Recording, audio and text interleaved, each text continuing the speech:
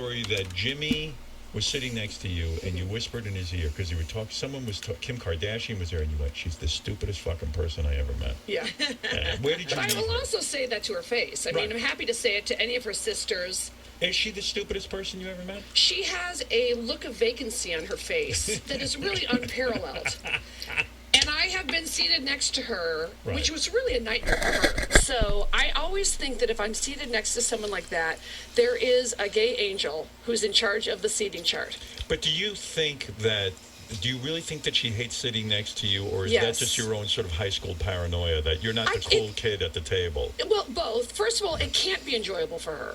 So if you're Kim Kardashian and you're in an event, in this case it was the Hollywood Reporter Power Women's Breakfast. Right. Now, what the hell is she doing at a Power Women's Breakfast? Right. So, but, it's star-studded, and they have a lot of movie stars there, and, like, heads of studios and powerful women. And if you're Kim Kardashian and then I walk in, that's got to be your nightmare. But doesn't that get exhausting? Oh, like, what if you sat down and Kim Kardashian was reasonable? Aren't you almost sitting down saying, I've got to find something wrong with this girl so I can pick her apart for my act? Not in her case. In her case, it really writes itself. She was as dumb as you might think she is. Well, I will say that she knows to be a woman of a few words around me. Right. I'm not saying she's a big talker with Khloe and Kourtney. I don't know. But she is actually quite sweet and friendly.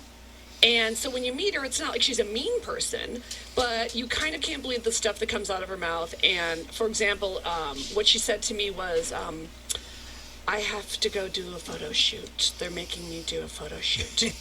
And when people say things like that to me, I think about growing up in Forest Park, Illinois, and think, I don't know who they are. Yeah, who's they? Is it like an Abu Ghraib prison situation? You're being forced to do a photo shoot? I want to know the names. And aren't you the girl who got famous from a sex tape and doing a video, Didn't we do doing it all a reality wrong? show? We did it all wrong. Well, if I could go back, I swear to God. But don't you feel like, in a way, isn't the world have some sort of karmic justice? Because now you're in the driver's seat. You can take a girl, the pretty Compared to girl Kim like Kim Kardashian? Kardashian. Yeah, well, just think about the power now that you have, because you're the person now who can sit there like the king, and go, look, you better behave around me, or I'm going to fuck your life up. Well, I will say I do get. I mean, you get this all the time, but I do occasionally get the celebrity that I do feel does either the preemptive strike, and I got that first from Alec Baldwin.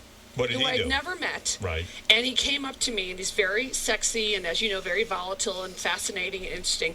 But he came up to me, and he pulled me very close, and he said in my ear, I think you are so funny and so sexy. And I was like, I get it. I know where this is going. That's the preemptive strike. But what if then there's the John Mayer. Right. So I saw John Mayer last night at the Rickles Roast, right, which was really a toast, which is really a lifetime achievement, where you made a very funny tape, by the way. Oh, did you like my tape? I loved your tape. Thank you. And I love that you call him Mr. Rickles. Absolutely, I do. And I love that you say, as well as you know him, you still call him Mr. Rickles. He's Mr. Rickles to me. He Absolutely. is. Right. Oh, so that went well, huh? It went great. So I see John Mayer, and maybe I'm making it up, but it did seem like he was avoiding me, as he should, because I felt like I was catching crabs just looking at him. I thought I could catch some sort of a UTI. Yeah. And then Katy Perry showed up later in shame. You know, she doesn't want to walk the red carpet with him. She shows up later when he's seated, etc. And then they called her out from the stage, and she had this look on her face like, oh, okay, well, now everybody knows we're together. Boy, sounds like a pretty good crowd, though. It was star. Who was there? De Niro. Wow. Yes. Bob Newhart. It was all, the Friars, of course. Joan Rivers was hysterical. Did you get up and say anything? Yes. Oh, Joan and I were the only girls, of course, as usual. Right. Everywhere I go, my good friend Joan Rivers, I would say, well, it's just us again.